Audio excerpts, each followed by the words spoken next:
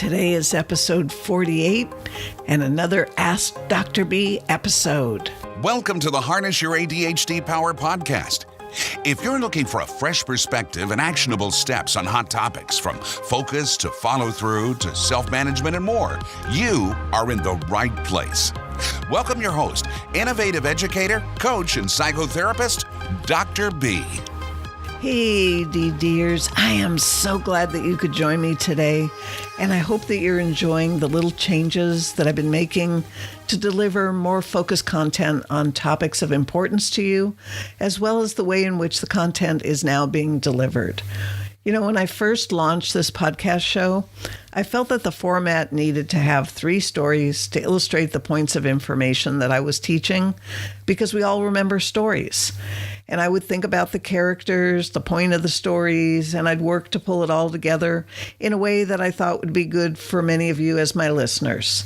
And since I was making up every single story that I shared with you, that was roughly 6 stories a week that I needed to create and to organize. And if you know anything at all about my background and my challenges with writing, you know that this was a huge undertaking for me.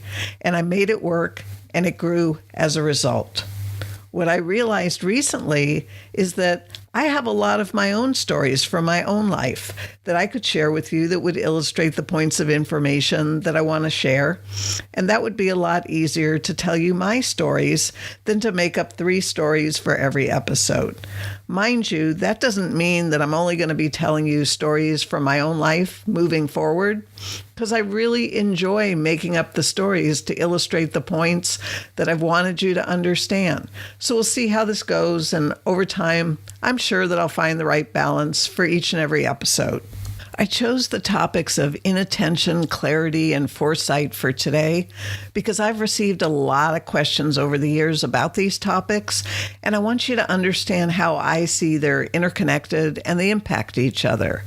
That without focused attention, which is focused on the right focal points, it's difficult to cultivate clarity, which is seeing or knowing your destinations or journey. And without clarity, it's pretty hard to have the foresight that you need, which is looking ahead to how things are going to unfold along the journey and what challenges you might encounter. Because how would you know where to look? If this sounds a bit vague right now, stay tuned. It's going to become clear as we go along. You know, years ago, I was playing a game that I made up, which I often do, about the 3 core symptoms of ADHD: inattentive, hyperactive, and impulsive.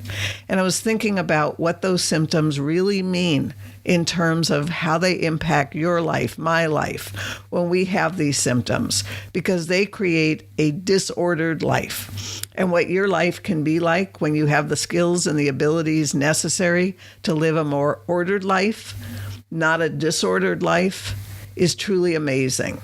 After all, ADHD is considered a disorder, which to me means that these symptoms create disorder, and I know that they don't have to, because I know what a more orderly life is like. Let's start with inattention, which is a symptom of ADHD and of many other conditions. What does it mean to be inattentive? And what's the big deal anyway about being inattentive? You know, I hear this a lot from people who do not understand the disordering impact of inattention. So I want you to consider these situations. You're driving a car and you're inattentive. What could happen? Well, you might miss your exit and drive miles out of your way. You might cause an accident or be involved in an accident. Maybe you don't notice that you're almost out of gasoline or other car fluids are low. Or maybe you aren't attentive to the maintenance of your car and you don't notice that your tires are almost bald and need to be replaced for safety reasons.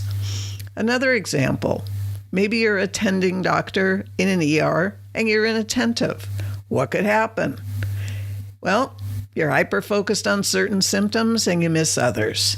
Your attention gets pulled away from your patients to conversations that other ER attendings are having. You aren't self-aware or attentive enough to monitor your own work pace, and you move too slowly for your position. Or maybe you're a student in a classroom and you're inattentive. What could happen? You attend every class, but you miss tons of lecture information and assignments on tests or tests that are announced? And what about being hyperactive? You could go to the movies with friends and continually get up and down throughout the entire film because you just can't sit still. And maybe you wear out your family because of your need to be constantly doing something. And what about being impulsive? You see something in the store and you buy it without knowing if you have the money to make the purchase, and hence you create a lot of debt for yourself. You think someone is cute or attractive or a good person without knowing too much about them, and you decide that they're the right person to date or to marry. You say things without thinking first, and then you later regret what you blurted out in haste. And mind you, those are just a few simple or even silly examples of what these 3 core symptoms can cause in your life. They are significant and certainly not no big deal. And so, what if you're inattentive and you also lack clarity? Well, maybe you can't pay attention to what you need to pay attention to when you need to pay attention to it. And so when you need to figure out where to go to move, or what college to go to, or what vehicle to purchase, or what class to sign up for, you're hugely challenged and maybe even overwhelmed. How do you decide? Clearly, you need to work on becoming more attentive first to get more information and then cultivate your clarity so that you can make the decisions that most of us adults need to make in an adult life. And what if you're inattentive, lack clarity, and also lack the executive function skill of foresight? Are you doomed forever to not see the edge of the cliff because of your inattentiveness and lack of foresight until you're about to go over the edge, or even as you're going over the edge? I certainly hope not. If you lack attentiveness, clarity, and foresight, how can you possibly make a financial budget or even budget your time? Foresight means that you have the ability to look ahead into the future and see the possibilities or the options or the scenarios that could possibly happen as a result of what's happening right now, and then take the appropriate steps to avert a problem or support the desired outcome. So what are you supposed to do if you're inattentive, lack clarity, and lack foresight? Well, from a triage perspective, you're going to have to train your mind to be more attentive, and there are many ways to do this. And once you're more attentive, when you need to be attentive and where you need to be attentive, then you can move on to gaining greater clarity on what you need to be clear on. And again, there are many ways to do this. And once you're more attentive and you have greater clarity, you can focus on developing your executive function skill of foresight. This skill to me is a lot of fun to develop, quite frankly, because when I do, at least, I get to dream up or imagine so many different possibilities. I actually love this skill of foresight because it allows me to play with so many different scenarios or options in my mind. It allows me to use the creative parts of my mind and actually have some fun when I'm learning something new. And you're going to need to develop all of these if you plan on living a happier and a more productive adult life. That's just how it is. And before you invest your energy in learning all these new things, you need to make sure that you're okay with change. Are you? Seriously. This is a lot of change. This is a lot of work. And in case you aren't aware of this, there are 2 kinds of change that I want to introduce you to: first order and second order change. First order is more superficial and temporary, and second order, it's deeper and it's more permanent. A quick and easy example would be about weight reduction. If you go on a diet and you make yourself stick to a food program or a food plan because you want to reduce your weight, to me, this is first order change. If you aren't working with your beliefs or your values or anything else other than your behaviors, and you're working really hard to stick to the diet to reach your goal, to me, this is still first order change.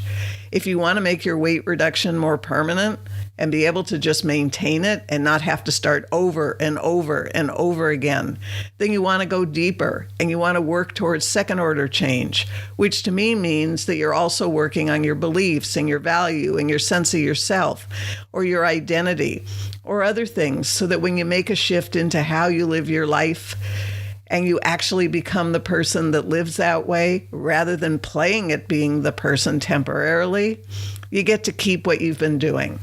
I hope you get the difference. When you hear the phrase, for things to change, you have to change, I believe this means that you have to change into the person who has whatever the change is that you want.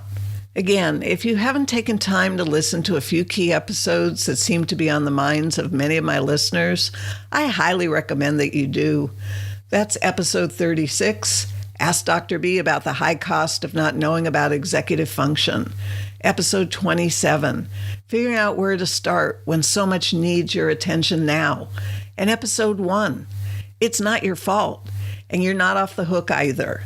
And if you have listened to any or all of these episodes, I would be so grateful if you'd post a review on iTunes about any one of the episodes or the show in general.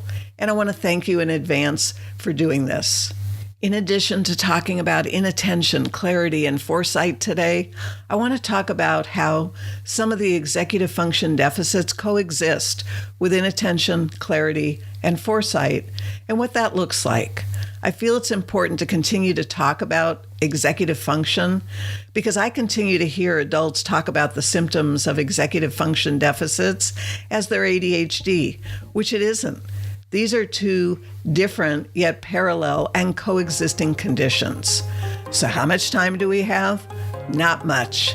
So let's get to it. This podcast is sponsored by Pure Potential with Dr. B.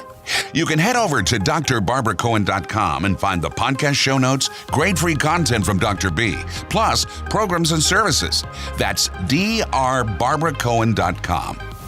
Welcome back. Let's review some of the executive function skills again, and let me say a little about how each of them tie into inattention, clarity, and foresight, at least in my opinion. First is impulse control, or often known as inhibition, which helps you to think before you act, because without it, you might blurt out inappropriate things. So how I see it relating to inattention is not being able to pay attention to your actions, to be distracted by either internal or external stimuli. With clarity, maybe not sure what's appropriate in social situations. I know this happens to a lot of people. With foresight, maybe unable to see that acting impulsively and saying certain things is going to hurt others, and those relationships could actually be seriously damaged. And then there's emotional control, or often referred to as self-regulation, which helps you to keep your feelings in check or alter how you feel about things, because without it, you might overreact, as well as have trouble dealing with criticism or regrouping when things go wrong or differently than you expect.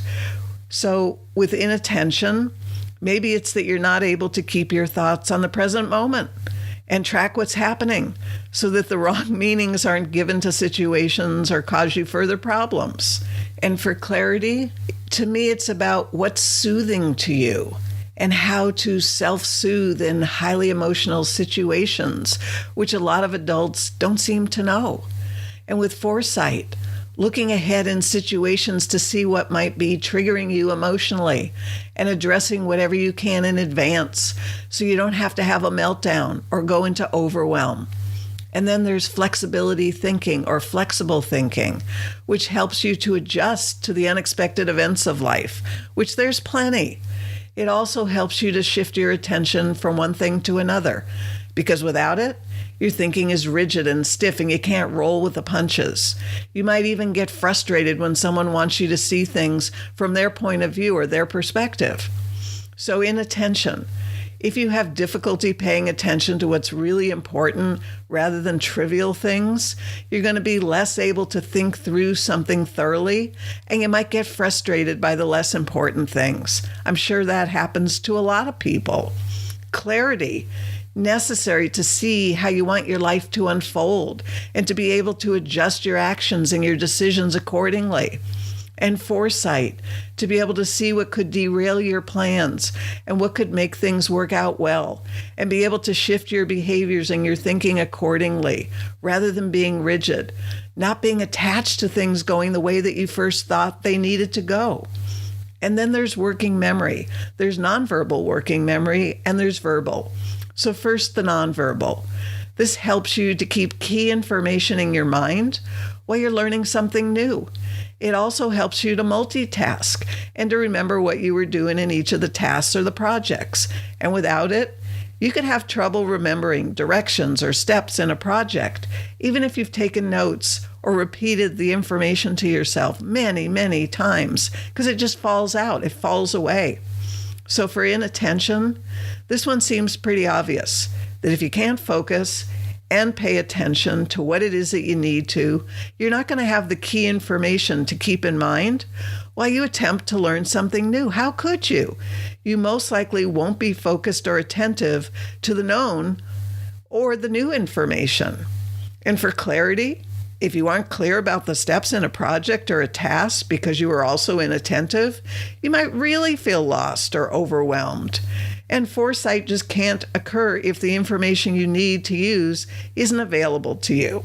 And then there's verbal working memory, which helps you to direct your life with self-speech or self-talk. It's an internal dialogue. I actually prefer to externalize this speaking, but that's not the true definition of it. So with inattention, if you don't know the steps because you haven't been attentive and you can't use self-speech or self-talk to direct yourself, and you're probably feeling overwhelmed and confused about where to start with a task or a project, and not even have the necessary information to talk to yourself and talk yourself through the process. This is really difficult. Clarity is about the step-by-step process and having the ability to direct yourself with that information, and you can't do that if you don't have the information.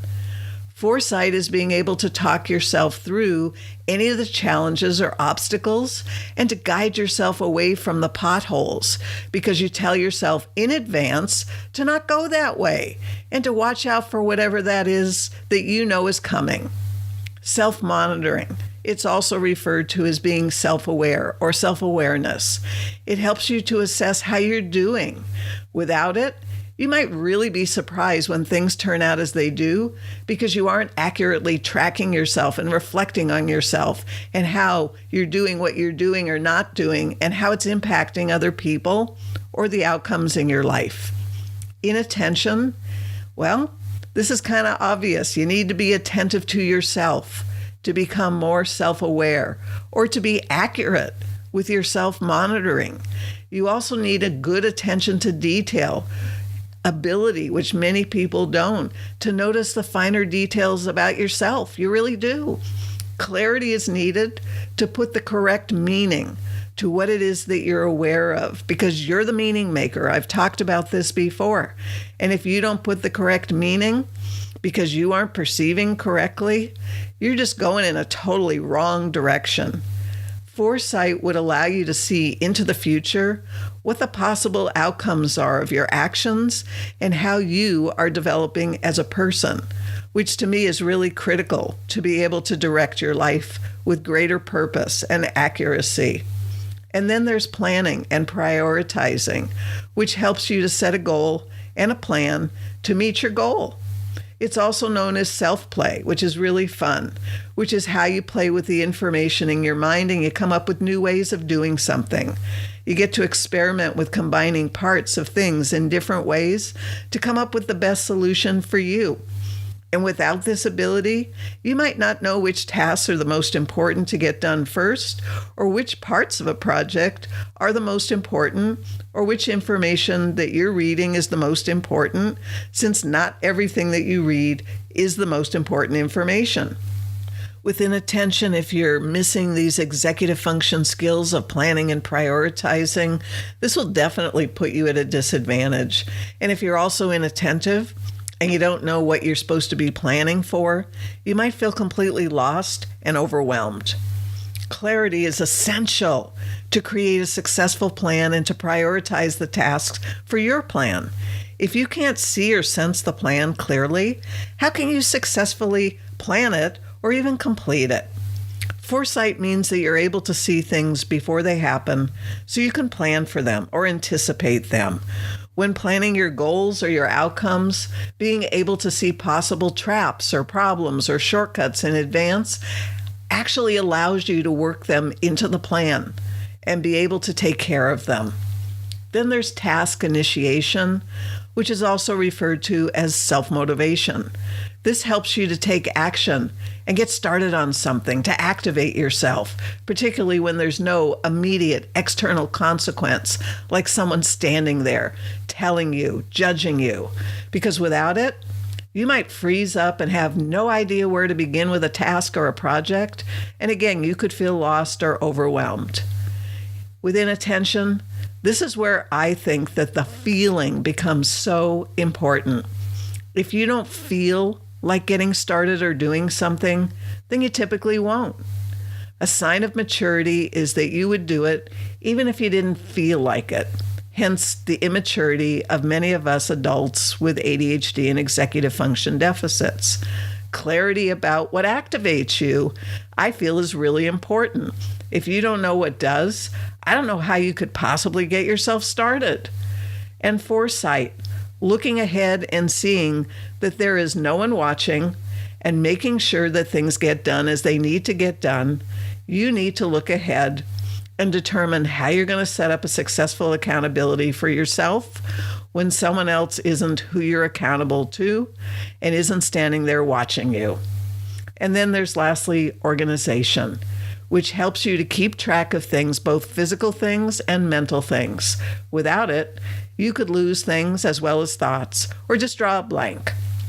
With inattention, how could you know where your things are if you aren't paying attention to where you put them down or put them away?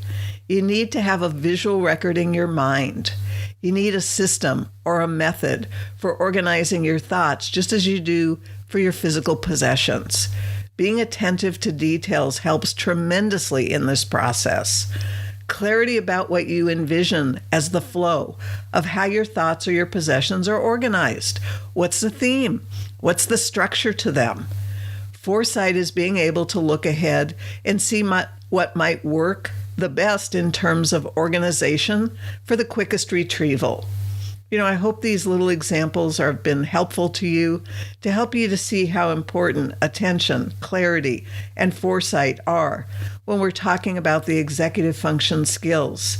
It's difficult enough to be missing these skills, and without attention and clarity and foresight, it makes acquiring these skills that much more difficult. And just so we're clear, taking medication might help your inattentiveness, which might help with your clarity if your lack of clarity is due solely to being inattentive.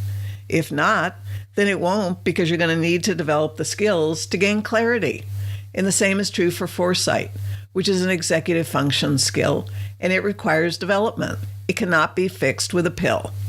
Bottom line is that you need to learn whatever it is that you don't know how to do, and if you don't, then you can only expect a life with limitations that are going to frustrate you. At least they frustrated me, and so I opted to learn the skills.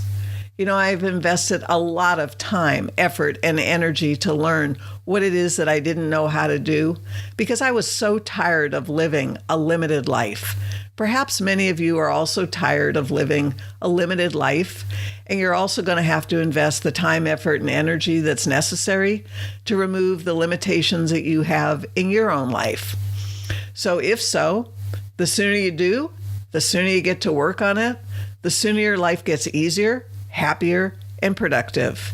At least that's what I discovered. I listened to many adults talk about the lost time, missed opportunities, and I don't disagree that there's all of that. And the longer you wait to learn what you need to learn, the more lost time and missed opportunities that you're adding to your history. None of us can turn back the hands of time. However, we can move forward with determination to have the best possible life with the time that we have. In a previous episode, I talked about that we are definitely a feeling-driven people, and that when we feel like it, or we have a good enough reason, or a sense of urgency about something that really matters to us, guess what? We take action. An example would be that someone you care deeply about or love is in trouble and you can help him or help her. In fact, they need your help to be okay. You hear the news of their distress and you jump into action. You take whatever steps are necessary to help them. You don't need to get motivated because you are motivated by how you feel. That said, I got to thinking a while back that we can't just wait until we feel like doing something, because if we approach our life that way, we might never feel like it, and certainly not feel like it at the times that we need to feel like it. Make sense? I sure hope so. The idea that I came up with for myself is having an emotional library of feelings that I can tap into and connect with a feeling that I need to feel in order to take the action that I need or I want to take. When a loved one is in trouble, the feeling I might be tapping into is one of love or devotion or commitment, or whatever the feeling is that I need to jump into action and help. I don't have to think about it or get organized or prioritize or anything like that. I just know what I need to do to take action and I do it. How about you? Do you have situations like I'm describing where all the limitations you experience in other areas of your life just seem to fall away and you're able to take action? I bet you do. Similarly, are you able to take action and feel competent when you're interacting with others and there's an exchange of energy and feelings, but when it comes to taking action with just yourself, the feeling of acting isn't there because it just isn't an exchange of energy or the feeling that you need to have to take action? Does this describe any of the situations in your life? I know it does for many of the adults that I work with. So back to the emotional library of feelings that I can tap into when I need a feeling. What do I mean more specifically? Well, let me give you an example. I absolutely love the original Rocky movie theme song. I hear that song and my entire feeling state changes in a second. I feel motivated and alive and determined and so many other feelings. And if feelings are truly associated with thoughts and emotions, just as a natural response in our nervous system, then I often wonder what thoughts I'm having in connection with the feelings that I experience when I hear that song or other songs that also move me. So how are you going to get yourself to feel like doing the things that you need or want to do? It isn't enough to just say, I don't feel like it. I didn't feel like it. I don't want to do it because I don't feel like doing it. I hear what you're saying, and you need to know that you can learn to feel like it so that you can get things done. This is something you can learn to do for yourself. What songs or thoughts or memories or other resources are you going to tap into that are going to move you into action because you can feel it? Feel like moving into action. It seems that we need a stronger jump start than others to feel it and feel like doing what we need to do. And feel like it isn't interpreted by me in the way that many of you might be thinking of it. To me, the need to feel like it means that I need to feel the feeling that I would be feeling if I did feel like it. It's the feeling that's connected to the it, whatever the it is. Another way you can shift your state and your feelings is by celebrating wins. Seriously, I talk about using the celebration of your wins to raise your mood and shift your attitude into something that's more positive, and it really works. Paying attention to what's going well instead of what isn't expands your positive feelings and gives you the lift that you need to keep going and generate more wins. So celebrate them, big and small, with a full heart of appreciation for all that you are that is right and all that you are doing that is right. And please, don't shortchange yourself by thinking that it's pointless or it's stupid to reward yourself for things that you're supposed to do, like getting up in the morning or taking a shower or a bath or feeding yourself, because you know what? That couldn't be further from the truth. Are you really going to make yourself wait until something huge happens to celebrate? And does something huge happen every day? Probably not. But the kind of wins that I'm talking about, they happen every day. They happen often. And if you pay attention to them, you're going to see them. Because from what I see, they're an absolute necessity to getting you out of that emotional ditch of whatever ails you and into a better attitude and a better way of living. And based on the feedback that I get from the students in my Adventures in Achievement program, this regular practice of celebrating their wins is changing their life for the better every single day. So what's it going to be for you today? What are you going to celebrate? Maybe you've decided to take the risk and start a small business on the side while you continue to work at your regular job. That's certainly a win. Perhaps you've chosen to take your self-care more seriously and create a better schedule or structure for yourself to live by. That's also a win. Maybe you decided that a college degree isn't going to give you the life that you've always wanted, and that when you get honest with yourself, you can clearly see that. That's a wonderful insight and a wonderful win. You get the point. Celebrate all of them, big and small. And none of this half-hearted celebrating. You've got to mean it. Exaggerate your emotions. Yes, wow, awesome. You want your acknowledgement and your celebration to register in your neurology with the power to move you and shift your state. Many of us need a higher level of stimulation or intensity for things to register. So if that's you, give that to yourself and exaggerate your celebration so you can actually feel it. And listen, you're not broken. You're not defective, and you're not less than. You're you. You have gifts and talents that may be different from others, but valuable nonetheless. You're a precious human being whose value is a given, because I'm not talking about you as the human doing that most of society views you as. You may be missing some skills, so what? Skills can be learned if you're willing to invest the time, the effort, and the energy to learn them. I know this is true because many of my students are learning skills that they've been missing for most of their life, and it is absolutely amazing to share in the transformation of their thinking and their behaviors and celebrate their aha moments.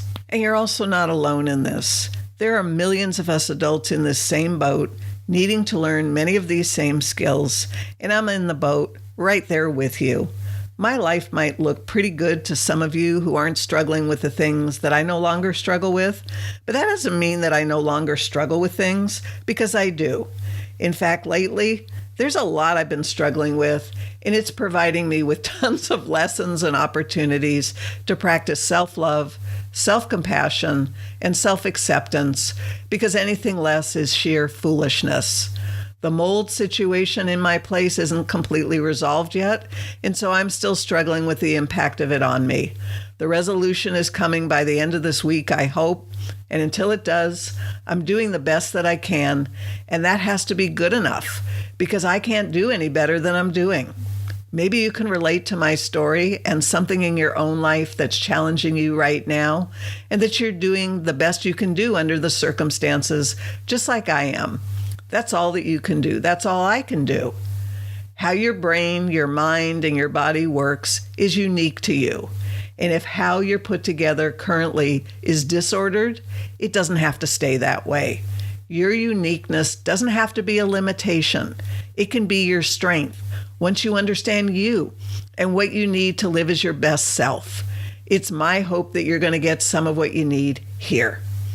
Today's episode continues to be all about answering the questions that you have about issues or challenges that you experience as an adult living with ADHD and continuing to offer you hope. There's still more that I want to say, so how much more time do we have? Not too much, so let me continue. Here's a little bit more about my life before and after the work I've been doing. I want to share a little bit more with you. I was diagnosed later in life, in my 50s, but only diagnosed with ADHD, not executive function deficits. I also grew up with learning disabilities that have certainly lessened with age. I've experienced and worked my way through so many life challenges that are typical of adults with ADHD, whether we're talking about addictions, obsessions, compulsions, health challenges, anxiety, depression, and so much more. And then on the flip side, my never-ending curiosity and my unique ways of thinking and viewing the world and circumstances that I'm presented with have absolutely helped me to excel in all areas of my life. I've been able to come up with solutions and strategies that are very much out of the box and work to create others for other people as well as myself. So here's a little glimpse of how it was before. I was impulsive in my choices or decisions because I didn't have any good strategies or structures for making good decisions or knowing that they were good and why. I lacked adequate foresight, and I had many bad or hurtful outcomes that could have been prevented if I had that executive function skill back then. My hyperactivity expressed itself with lots of fiddling with things and a lot of excessive talking. I had way too much paper to keep track of. Had no boundaries around the number of books that I allowed myself to buy, but I didn't read, I just kind of skimmed them. I didn't have homes for my things. I definitely didn't return them to home daily because they didn't have homes. I dreamed of a different life, a better life than the one I was living earlier on in my life, but I had absolutely no clarity on what that life actually was. I'd start talking aloud in the middle of a conversation to other people because the first half of the conversation took place in my head, even though I swore that I was talking aloud from the very beginning. It wasn't true. I was consistently 10 minutes late to appointments or get-togethers with friends. I wouldn't think about where I wanted to go before I started to move, like getting out of my car and just start walking, looking everywhere for a trash can. I was directionally challenged and I had a hard time remembering left from right. And I couldn't remember the names of people that I met in classes or workshops or most any other place. So how is it today? Which is still a work in progress, but I want to share how it is today, at least a little. I've learned to limit the number of decisions I make in any given day so that I avoid decision fatigue, which I believe is very real. And I also have learned good decision-making strategies, so I know when I make a decision that it's been well thought out, and I know why I made that particular decision. I've played many games with myself to develop my foresight skill, and I've come to love foresight. Imagining so many different scenarios and possibilities without ever becoming overwhelmed is absolutely great. I fidget much less than I used to. However, I think I still do talk a lot. I got myself a paper shredder and set up some criteria or guidelines for what papers I keep and for how long and where, and I've been working to get my papers into that system over time. There's still a lot to do, but it is much improved. I set up criteria for books, and now if I want new books or a book, I have to let go of that many books before I get new books. Plus, I've learned to interview potential books, which might sound weird, but if I'm interested in a book, I need to determine the value that they're going to bring into my life or not before I allow myself to make the purchase. I've given homes to all of my things, and I created a curfew for them, which is typically 24 hours to get themselves back to their homes. I've learned that clarity about life that I want to live continues to change and evolve, and I'm fine with that. I don't think that I start conversations in my head anymore without saying what I say aloud. At least I haven't heard that I do. In becoming aware that I was consistently 10 minutes late, I saw that I could actually see myself being on time, and I just needed to understand what was happening that created those 10 minutes of lateness consistently. I learned that I would try and do one last thing, can you relate? Before leaving, as well as the time that I said that I had to leave was the time that I was just getting ready to leave, not the time that my butt was in the car seat and I was leaving my space. My new rule became that the leaving time was the time when my butt needed to be in the car seat leaving, not getting ready to leave, and that works really great for me. Instead of just getting out of my car and moving, I pause. I look around for my target, which in this case was the trash can, and then I walk towards one of the trash cans. You know, the GPS in my phone has really helped me a lot with being directionally challenged, and I don't fear getting lost anymore. Because the shame or the embarrassment of not remembering people's names is gone, if I forget someone's name, I just ask them for their name now, and it feels great, and it's really freeing. Remember that most adults who receive a diagnosis of adult ADHD do not receive a diagnosis of executive function deficits at the same time. Because if they did and received the skill training that they needed, they could make all the difference in the world in their life in terms of the quality of their life and their personal success. So if you relate to my story, I've got 2 action steps for you. First, get yourself on the wait list for Adventures in Achievement, and that's Adventures with 2 Ds. It's definitely the place to be if you want help understanding what's been holding you back and want to learn the skills to break free of your stuckness. And second, reach out to me right away at drb@adventuresinachievement.com and let me know what your current challenges are and what you'd like to achieve in the program. And in case you want to know what the Adventures in Achievement program is all about, what I'd say is that it's a safe space to face yourself and your challenges and tell the truth about what you really want to be doing in your life so that I can help you to do whatever it is that makes your heart sing. A favorite quote. Eleanor Roosevelt said, "You must do the thing you think you cannot do."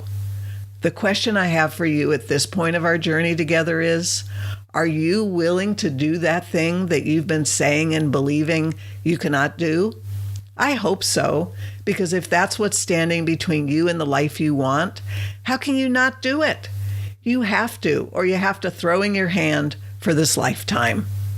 That's about it for today's episode about inattentiveness, clarity, and foresight, and how they impact each other. It means a lot to me to know that your life is getting a little bit better every time we get together. And I do hope that you're going to take some positive action steps because, again, for things to change, you've got to change. And that means taking action, like checking out the episode links so you can benefit from all the resources that I continue to create for you in addition to this podcast show. That is, if that's of interest to you. Remember, there's a PDF transcription of this episode in the resources. Plus, I would love to get to know you in the community group that I created on Facebook and interact with you there when I go live.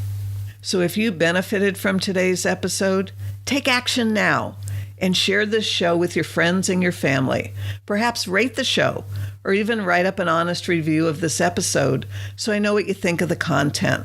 Whatever you're willing to take action on today is going to ripple out into the world and impact the course of your life, as well as that of other people that you may never know about.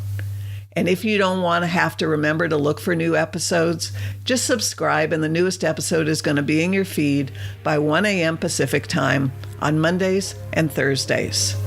So thanks for listening. Until the next time, bye for now. Thanks for your undivided attention. If you're hungry to make positive changes in your life, head over to drbarbaracohen.com and see how Dr. B can help you today. Whether you love making changes with one-to-one attention and community support, or on your own with self-study, or could benefit from coaching or psychotherapy, you'll find all the information right there at drbarbaracohen.com.